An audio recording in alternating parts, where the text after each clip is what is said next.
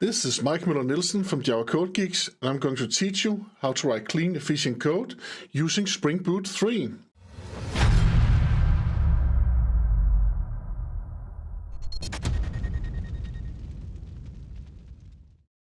If you're curious about which features Spring Boot 3 offers for you, then this video is something for you, because Spring Boot 3 just went general available.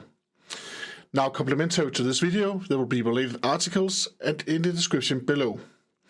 Also, feel free to take the time to like, subscribe and hit that notification bell so you know when we have more stuff coming up. Now, without any further ado, let's get started.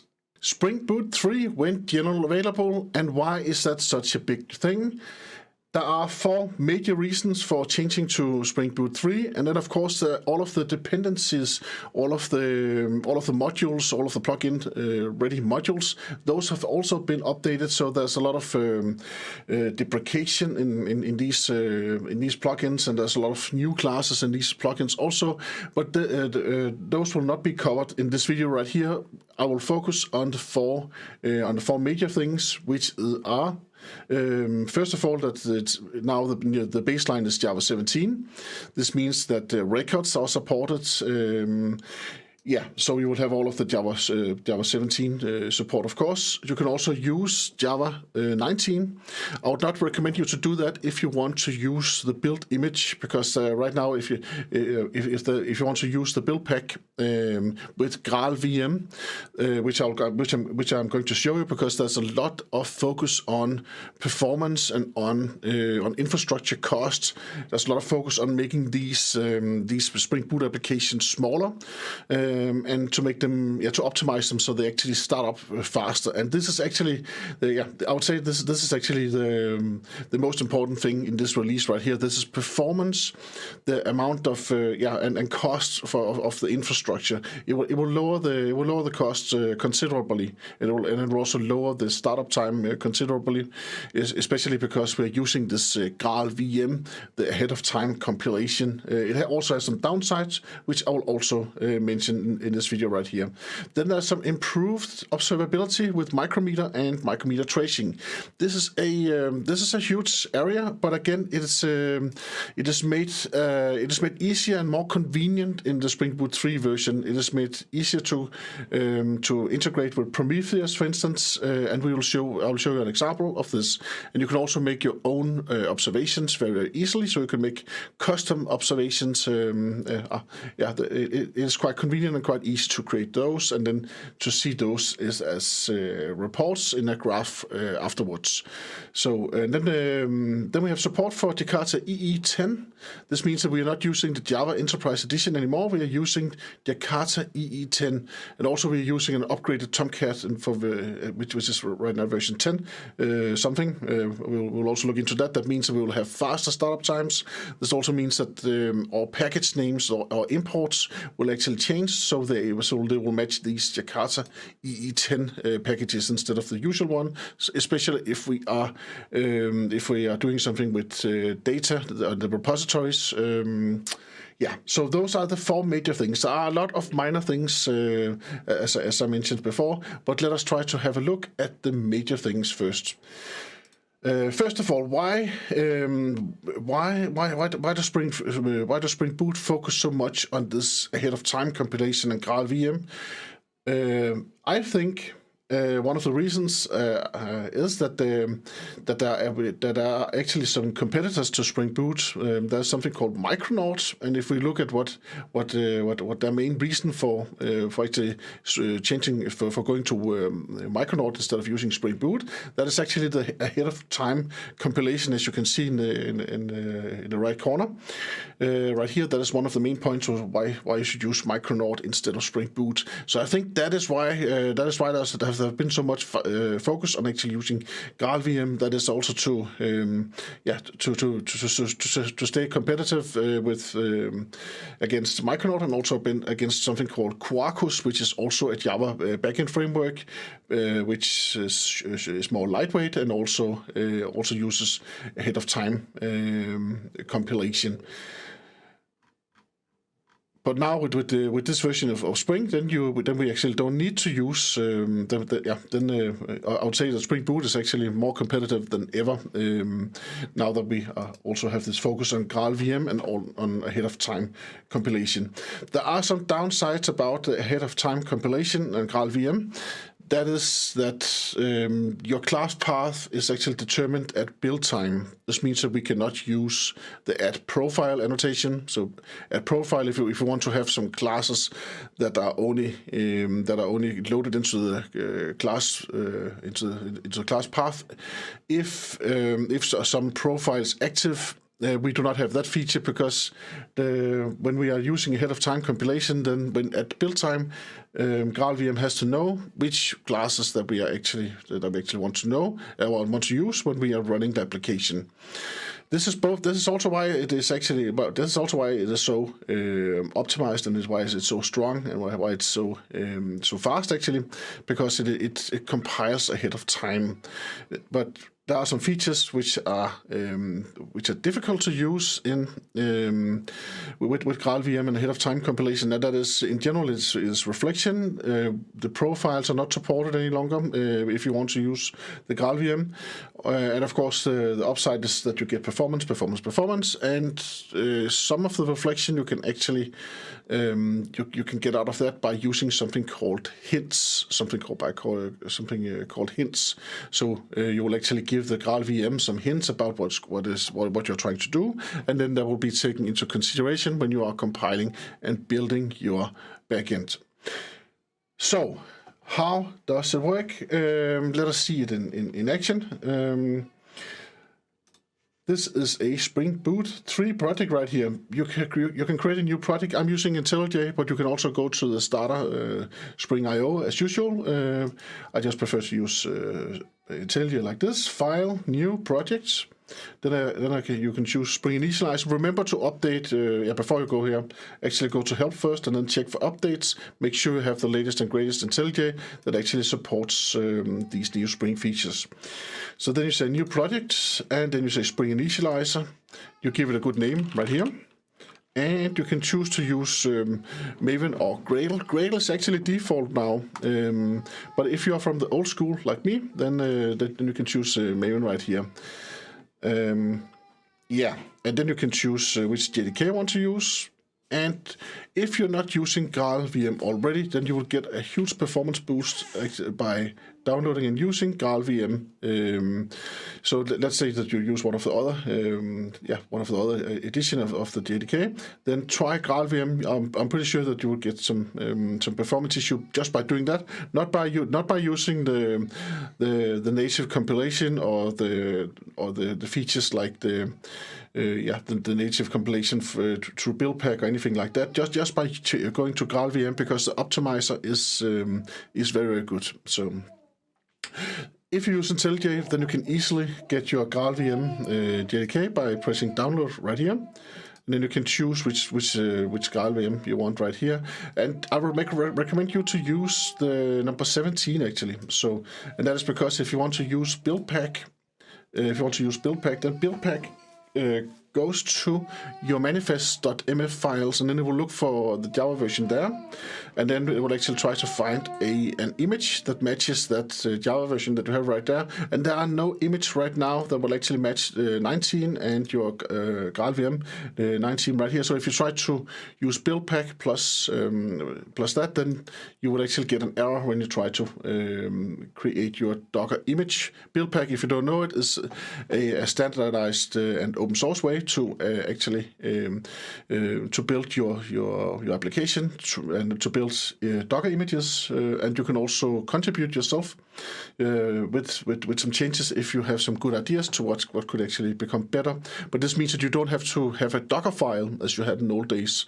You can just use BuildPack. It is always optimized with the most current Java version, minor version, of course.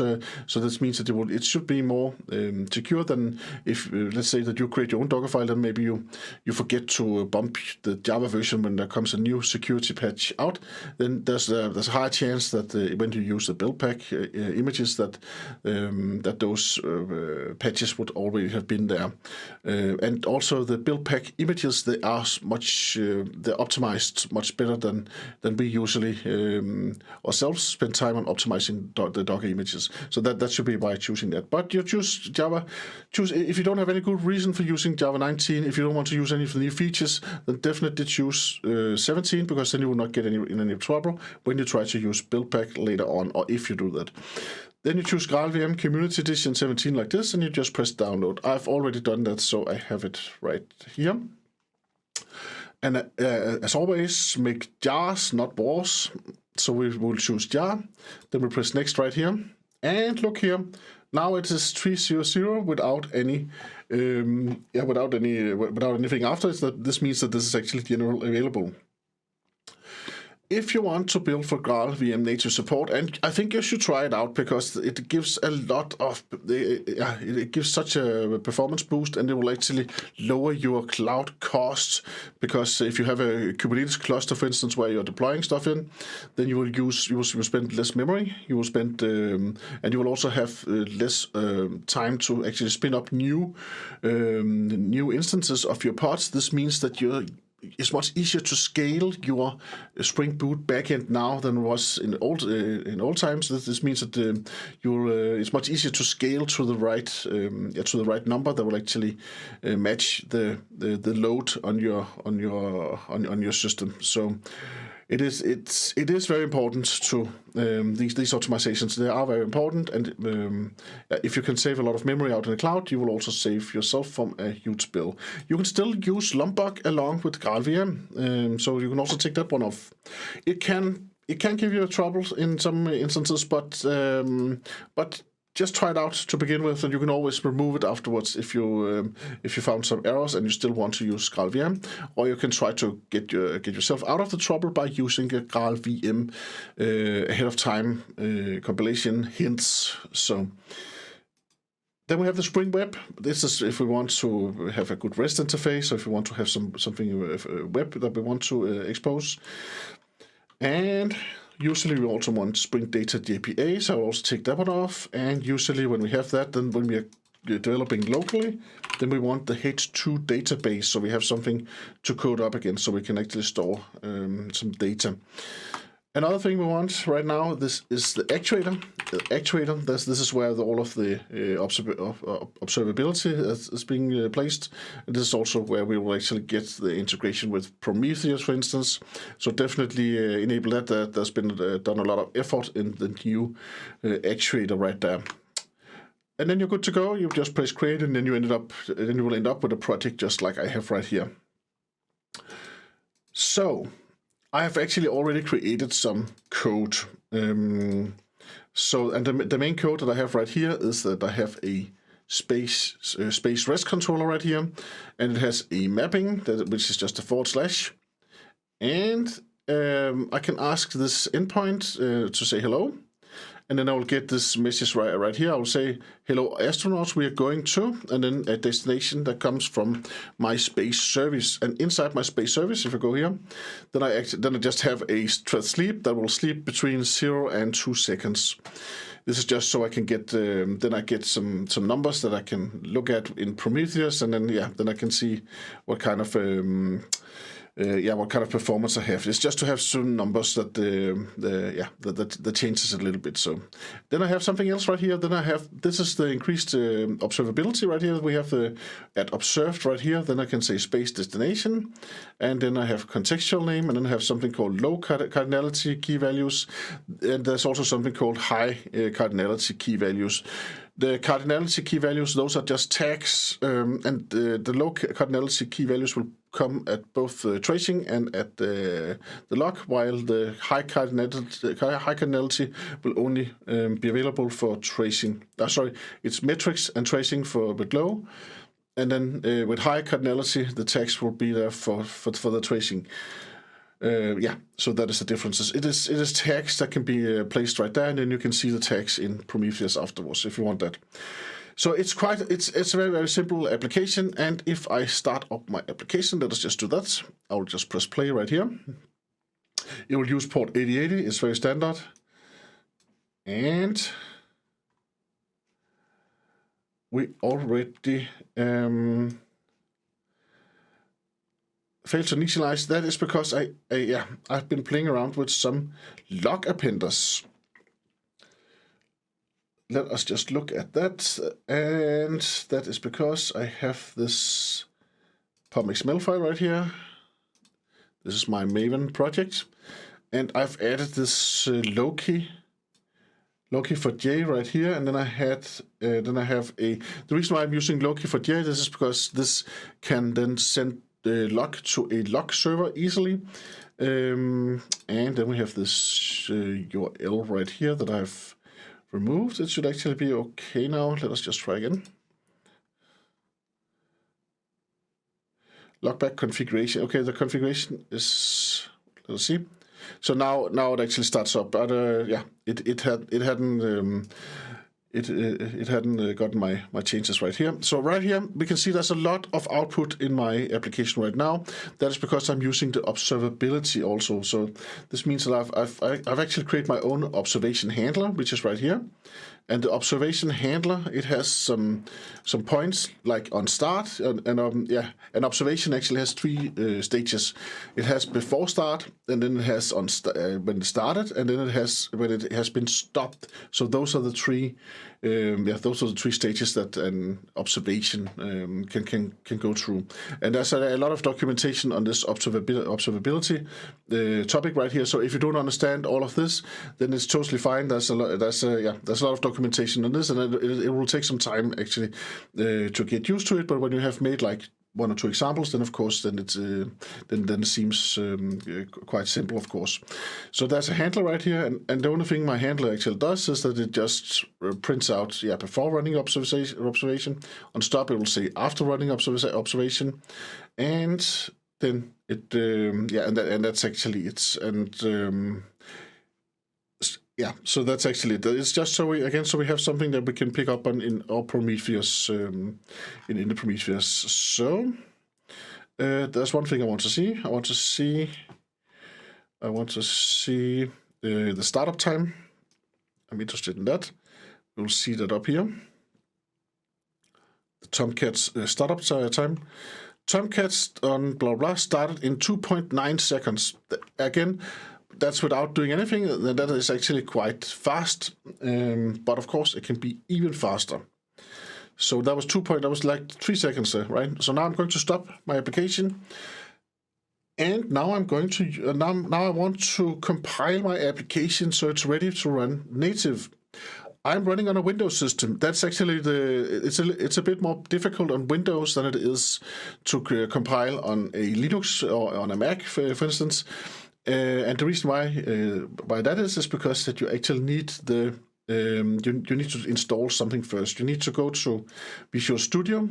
So you need to go to Visual Studio, Microsoft.com, downloads, and then you need to find the Community Edition of Visual Studio 2022, and then you need to start that one up. I have it right here. So I already had it started. It's right here. So, and what you need to install is this Visual Studio Build Tools 2019. That's what you need. You can see I've already installed them, but you need to tick off the same thing that I've ticked off right here. The Universal Windows Platform Build Tools. That is very important. Tick off Windows 10 SDK. Tick off C++. The latest version right there. And then you're actually good to go. Also, desktop development with C++, that's also quite good to have. Install that. When you have installed that, then you are halfway there, because we need that Microsoft Build Tools. We also need the GraalVM, of course. So if you're not using GraalVM already, then you can click your project in the top right here. Then you can press F4 to go to the project settings.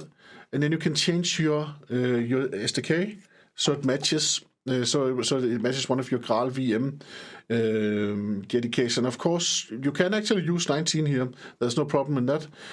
The problem with 19 comes if you try to use build pack.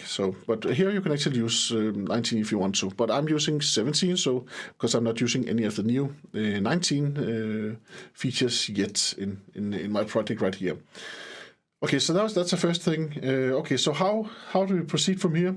We can actually use Maven to proceed from here, because if you go to Maven, then there's a new profile right here that is named native. So if you enable native right here, and then you go to compile native, then you can actually then you will actually compile for native. I have already there's one here right here, native compile. So if I click this one right here, native compile, then I will actually get this. Then we'll get the native version. But let me just show. I've made this package.json file right here. This is just, instead of me typing stuff in the console when making this demonstration right here, then I have created a package.json with some scripts right here. So whenever I press play on each of these lines, then it's exactly the same as if I actually ran this command in a terminal. And here I have the native compile bat file that I've made right here. And why have I made this bat file right here? This is because we need to run some Visual Studio. We need to set up some Visual Studio variables before we can actually compile native.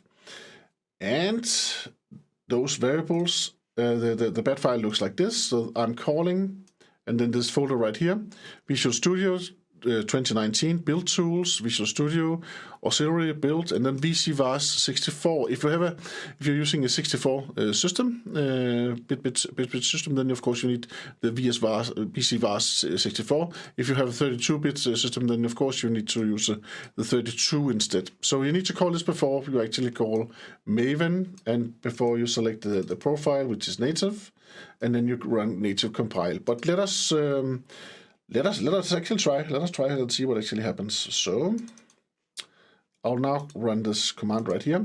And actually this approach with creating a package.json, usually you have a package.json when you have a JavaScript project, but even though you have this Java project, then it's a very good idea, because you can commit this package.json file, and then you can actually push it to your colleagues. You can use it. You can place it in your Git system. So that means that your colleagues can actually use the same commands as you use. It's a very good tip, I think, for running things that you run a lot, that you would like to run a lot. It's a very good alternative to sit and type stuff in the terminal. You will type plenty of code through your life anyway. So that's fine. Let me close all of these right here, and then I'll tell you that. Then I'll show you the other scripts that I've prepared. I have one where I can actually curl localhost 8080. This is just so I can see my own application work when it's actually running. So then I should get that hello astronaut, or whatever I wrote in that endpoint right there. Then we'll get that response right there. And then I have this memory usage right here, because I want to see how much memory that my application actually uses, and that's and the same with the task list right here. It's two different ways to get the same number. Here I can use the process ID. I get this when I start up my application, then I get the process ID as a number in the log. So I can just put that in right here. If I don't want to use the process ID, if I want to use the name like Spring Boot 3 exe, which is the file that is about to be generated right now, then I can use the task list. Again, this is Windows specific, of course, and if you're using a Mac or if you're using Linux, then you would use the PS or AUX command instead to get this information. So we are at step 6 out of step 7, so that's quite good. It will take a bit of time. It is, creating image. That's good. So now it's done. Great. So where is my executable? It is in the target folder. If you use Maven, if you use Gradle, then it will be in your build folder instead. So here is target, and here we have the Spring Boot 3 file right there. Awesome. Now let us run this file and see how much memory it actually takes, and also let us see how fast it can actually start up. Again, I have a script to run this Spring Boot exe file right here, so I'll just run it like this. Okay, that was quite fast. Let us see the time. We go up in the top right here. It says right here Tomcat, and where does it say has been started? Initialization completed. Started in, here it is. Started the application in 0.336 seconds. That is quite good. 0.33 seconds. 26 seconds. That is very, very good. Try to imagine that you have a cluster where you need another application to be spun up. Then this is very, very fast. So this means that the scaling can happen much faster than usual. This will save you resources. This will save you money on your This will save you on the cloud, on your cloud billing, because you will only use, of course, when you use less resources, then you will also get a smaller bill, of course. What was it that I want to show you? I want to show that this number right here, if you didn't know that, this number right here, this is the process number 22548. So if I go here and copy that right here, there's a lot of output right now. So I think I'll just type it in right here. Then I'll type the process 22548. So then we can see how much memory it actually uses. Run. This is actually how much memory it has allocated. So this is actually quite big. It's actually twice as big as the memory it has currently used. But right now it's 133 megabytes that it has allocated. If I take my task manager instead, then I should be able to see that it's, here we have Spring Boot 3x. It actually only says around half that amount. So this is actually the currently spent memory, that is 68 or 69 megabytes as we have it right here. That is, if you don't know that, that is actually quite low. That is almost, it's almost nothing, right? And the cool thing about this is that they can actually run on these new small devices like Raspberry Pi and all of the other chips, or all of the other small chips that you can buy for $5 somewhere, right? That is a cool thing. If you have a Raspberry Pi now, you can definitely set up a Spring Boot backend on that without any problem, and I think that's quite awesome. So this was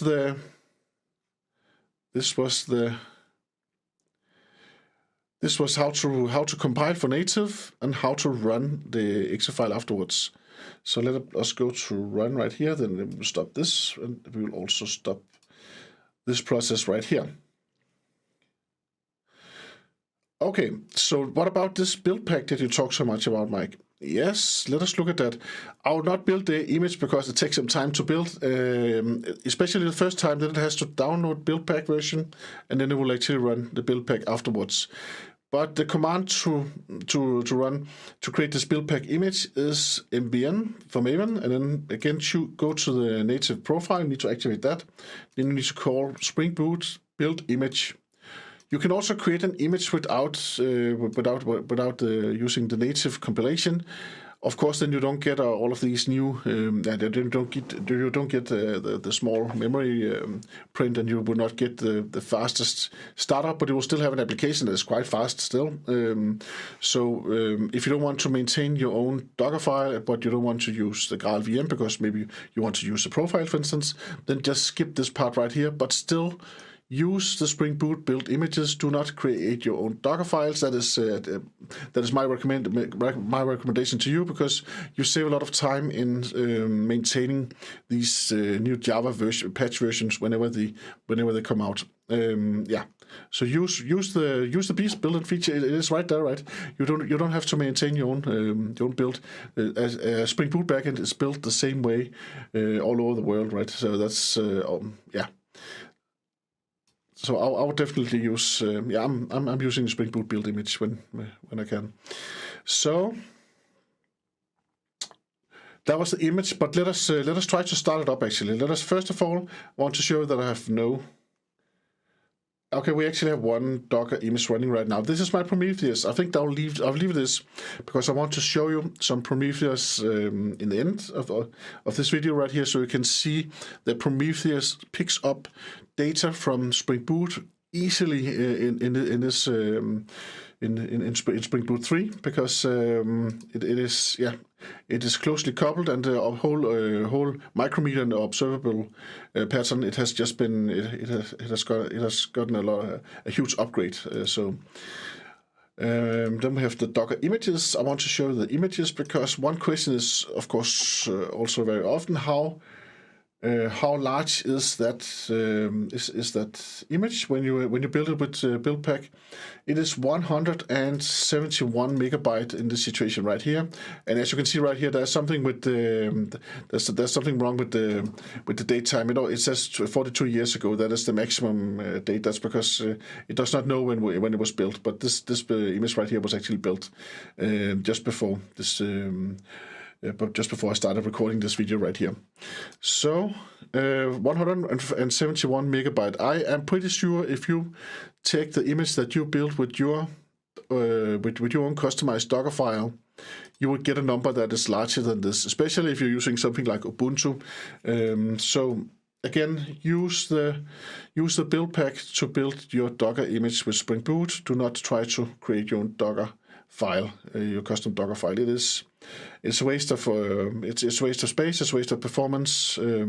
It's also a waste of your time. So, okay, so let us now try to run this image right here. It is compiled natively for this Linux image, which this runs inside. So let me just see, where do I have my run command? It is right here, Docker run image. Here's my command. I use -rm because then my container will be removed as soon as I'm done. When I stop my container, then it will be deleted automatically. It will not leave a mess. So then I -it for interactive and terminal. Then I map out port 8080 to map to port 8090. And then this is the name of the image that I want to start up, including the tag. So this is the name, Spring Boot 3. It will always the image will always have the same name as your application, and the version is taken from your POM XML version right now. Of course, this can be customized if you don't want that in your build pipeline. Let us now run this Docker image right here and see what happens. That was again really, really fast. How long did it take to start up? Let us just check. Starting, and this is Tomcat 10.1.1. So this is the new Tomcat. And start up in 0.277 seconds. So it's even faster than my Windows version, right? So that actually says something about the power of Linux actually. So 0.277 seconds. Yeah, that's quite good. Again, let us look at the memory print. I should be able to see the memory print somewhere. Let me. What will I do right here? I will. Actually, I cannot see the process ID because it runs inside the container. Yeah, that's right. But it is still it is around the same size as when I built it for Windows. There was another thing I want to call this. Backend just to show that it actually works. So I have my curl right here. So now I'm curling my application and it says "Hello astronauts." That's quite cool. Okay. So I want to stop this version again right here because I want to start my development version instead, and then I want to start my Prometheus UI. There is actually if you follow Spring's guideline, then there's a whole micrometer and there's a whole observability chapter within the documentation, It is quite long. It is like 5 pages at least. Read that, and then there's a demo project. I would definitely also recommend you to look into that demo project. That demo project will give you a Docker Compose file like I've created right here. And there's a lot of cool stuff in here. There's something called Grafana. If you don't know what Grafana is, then it's also it's visualization of metrics. Loki is log collector. And then we have Prometheus right here, which is the metrics and the metric collector right here. So, and this is what we're going to focus on now. We're going to focus on Prometheus, but all I just want to say, all of these products are actually worth digging into one at a time. But if you look at Prometheus first, the way to integrate with Prometheus, first of all, the way to start up a Prometheus server is like this. There's this cool image right here from Prometheus, and then you have to map in your host gateway so you can actually reach localhost. So this is only so we can actually reach localhost from within Prometheus. Prometheus can then hook up to our Spring Boot application. It can collect all of the information from the actuator /Prometheus endpoint. And here we have some extra commands right here. We have a config file. This is very important. I'll show you the config file in just a minute. Then we will volume map this config file into the Prometheus Docker image. And we will map out port 9090. This means that we can go to port 9090 and then we can see what's going on inside our Spring Boot application. That is awesome part with Prometheus. We get a view into the engine room, what is going on, how much resources are each process inside Spring Boot actually using, it is awesome. So let me just show you the config file first. This is the Prometheus config file right here, and you can also get that from the official Spring Boot projects. Of course, you can also, it's not that much, it's just 12 lines. You can also, of course, write these 12 lines right here. When you're dealing with Prometheus, then you can monitor multiple applications. This means that you can create something called a job. So we have one job right here is the Prometheus. That means that Prometheus is monitoring Prometheus. It's monitoring itself. That's what this means right here. And then we have created another job right here. That is Spring Boot 3. This means that now it will also monitor my application, my actuator, and we'll do that on this endpoint right here. Actuator Prometheus endpoint right here. So this means that all applications that want to be Prometheus compliant, they need to present data in a certain format. And let us just look at that format actually. So here we have static configs, targets, and this is host, Docker, internal, port 8080. This is the application that runs, this is the application that I'm running right now. So let me just show you the format. I want to show you the format. So if you go to Prometheus, I have it right here. So I have prepared it right here, localhost 8080, and then actuator Prometheus right here. Look at this format right here. So this is the Prometheus integration, and it comes automatically when you add. You need to add two things in your Spring application. You need to add the Prometheus dependency, which is right here. So you add this dependency right here. Of course, you also need actuator. So you need actuator also, and then you need to configure your application, which is right here. You need to configure your application and say that you want to include the Prometheus actuator web endpoints to be exposed. And when you're done with that, then you're actually happy, because now we can actually go to port 9090. I can press refresh, and then I get some, in this situation right here, this is logback events total. It will take a bit of time, of course, to get used to this, this crowing right here. Let us see. I think I have some. Yeah, I have my own. I have my own observability right here. This is math. Every time I start my application, it actually does a simple piece of math where it takes number 4 and that's 3. Or is it 5? Yeah, it takes number 4 and that's 5, and then it gets 9. It prints that out in the console log, and then I should be able to see that right here. So here we can see there's 111. Yeah, So this is, yeah.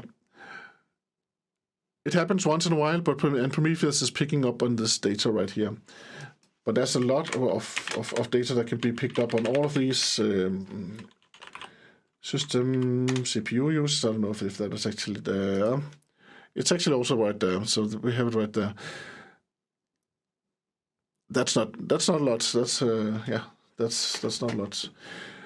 So that is Prometheus, and yeah, of course it's a whole subject by itself, and there's a lot of yeah. We can get a table, we can get a yeah, we can search for, yeah, we can filter on dates, and we can do a lot of things right here, and we can also use the tags actually. Actually, let me see if we can see the tags actually. So Mike. Active count right here.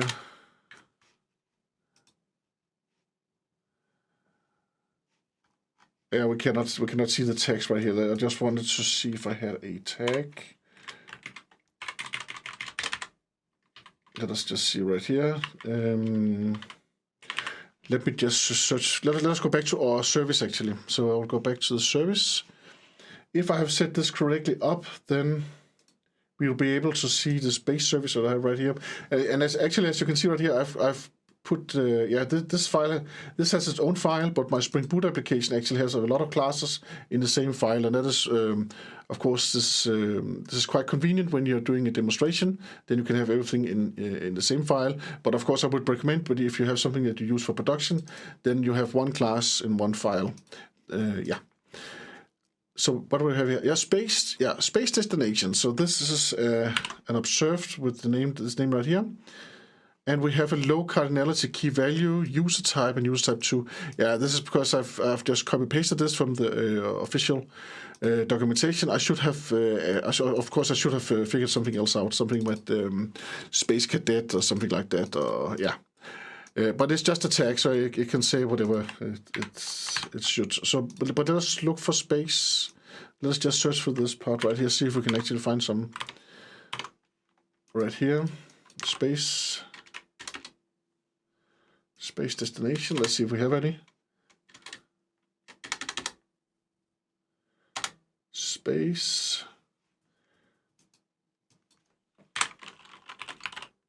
Yeah, here it is, space, and then we have, whenever we create a name by itself, then we will get all of these metrics by default. We will get the count, we'll get the how long, how many seconds it has taken to actually to return this. This is the maximum time, and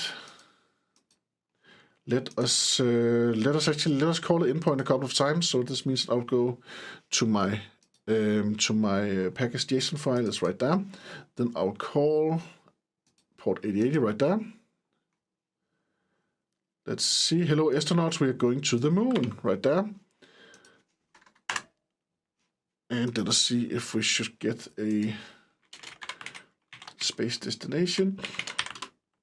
Let us get the count seconds. That's seconds count. Let us get active count right here.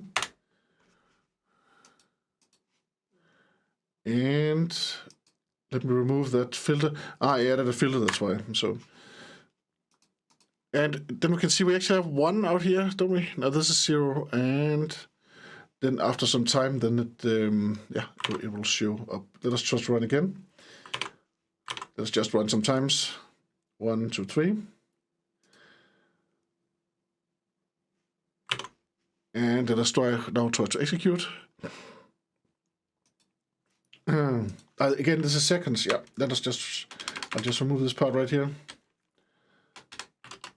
I do not want the seconds, active seconds, because the seconds are actually not that, they're not that important. What is important is the number of matches right here, active seconds count. Yeah, so now we're up at 4 seconds actually. Space destination seconds count. So this is actually, so I think if we reach this once more, let us see what happens. Still 4. Now it's 5. So this is the count. This was the count I was looking for. I just want to see every time we actually reach our application, then I want to see this number be bumped by 1 actually. So now we're up at 6. This is Prometheus, and it, as you can probably see here, it's very interesting. It's very exciting. It's very easy to get lost in and to spend a lot of time on. And then put on top all of the other applications, also like Grafana and the Logi collector. And there's also something called Zipkin. I'll definitely also recommend you to look at that. Then there's plenty to look into in the new Spring Boot 3. There's also an upgrade guideline right here, how to get from Spring Boot 2.7 and up to version 3. Most of the time it's quite easy actually. It's amazingly easy. It's just to bump the version many times actually. And then here we have the 17 baseline. Yes, it is. That's correct. And look at all of these third-party library upgrades right here. So it has AMQP, that is like RabbitMQ, that is Spring Batch, Data, GraphQL, HateOS, Kafka, LDAP, Security. So there's a lot of third-party libraries that has also been updated, and this, of course, all depends on what you're using in your for your integrations, of course, and for your Spring Boot application. Which one of these that will actually be interesting to you?